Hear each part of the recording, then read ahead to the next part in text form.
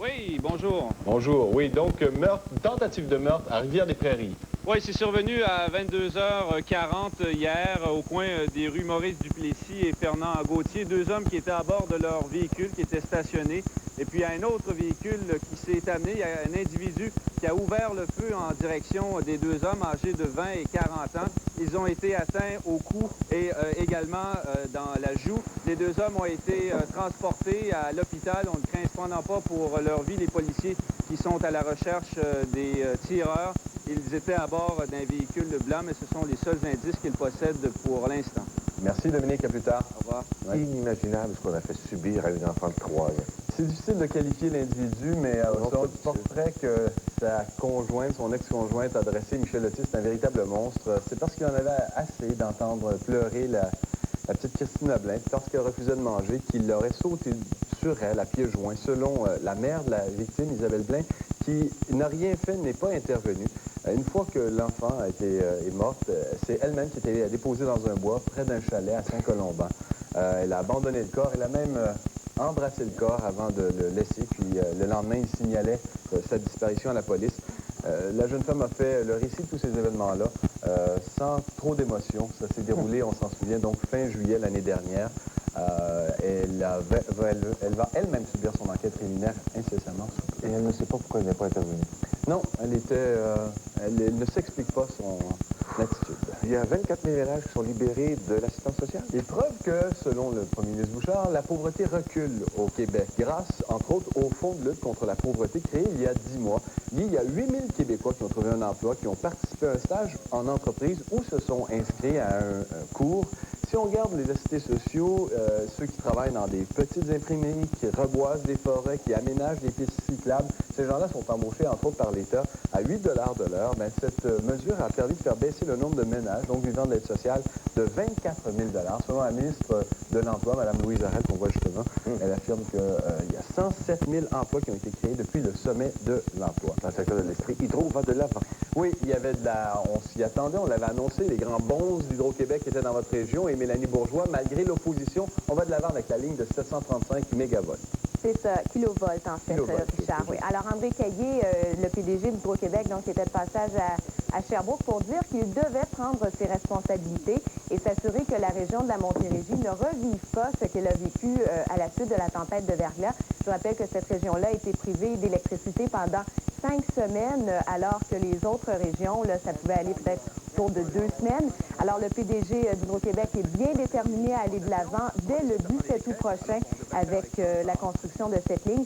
La seule carte qui reste finalement dans la manche des citoyens, c'est la carte politique.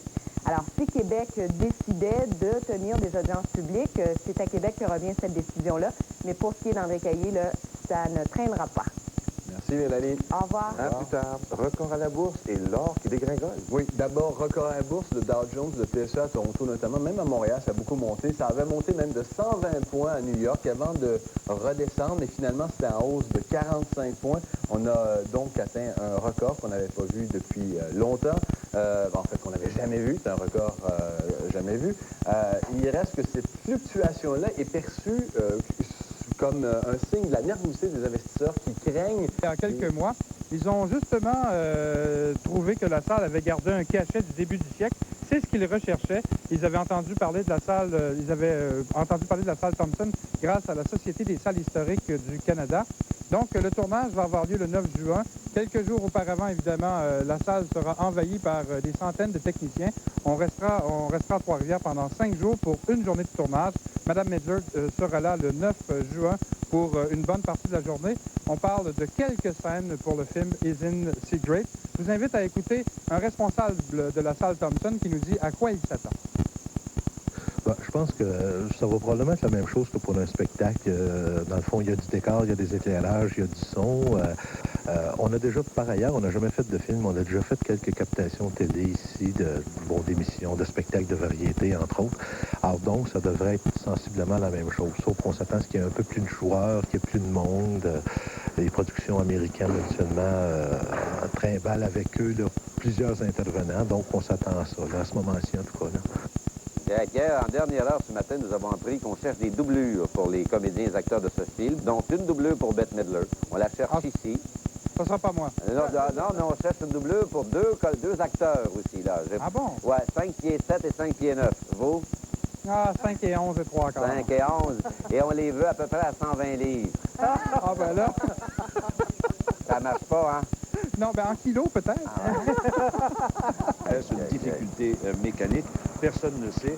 Le jeune homme a été happé par un train de marchandises qui venait depuis Ottawa et mal mis en pris puisque dans la voie inverse, un autre train est arrivé subrepticement et a aussi embouti le véhicule. Donc, pas de chance pour cet homme-là.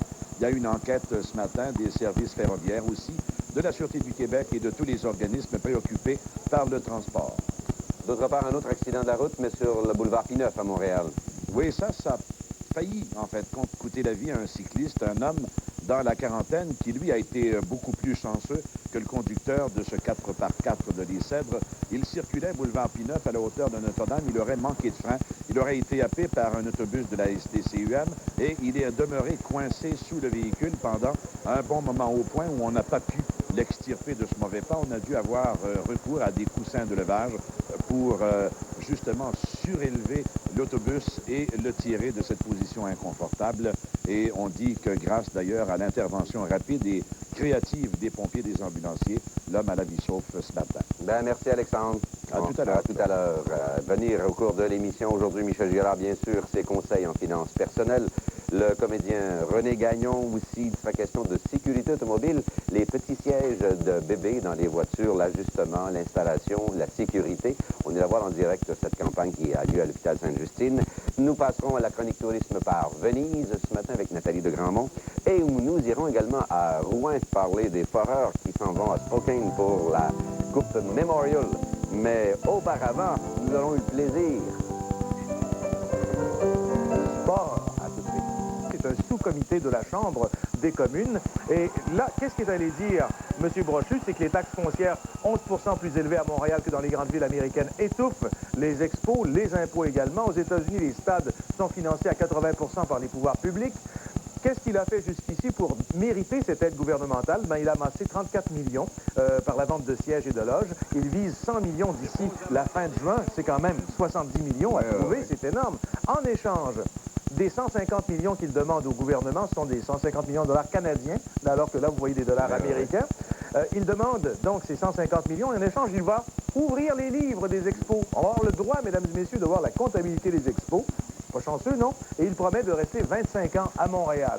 Alors, évidemment, on a écouté avec attention, avec bienveillance, les propos de M. Brochu. Mme Tremblay, critique du Bloc québécois, est un petit peu plus acerbe. Et ce qu'on sait aussi maintenant, c'est qu'il n'y a pas de nouvelles ouvertures auprès du gouvernement du Québec. Alors, tout va se jouer à Ottawa, semble-t-il, et bien sûr, dans la communauté d'affaires de Montréal. Il y avait 6 000 personnes au stade hier soir. Voilà. C'est une conclusion très pertinente, M. Saucier. Oui, voilà. Ben, merci beaucoup, Vous devriez Louis. venir faire ça, les sports. Bon, ben oui. Non, pas pour ça faire quelqu'un qui connaît ça. Quel flatteur. Oui, il peut bien rire. Ça quelqu'un qui connaît ça.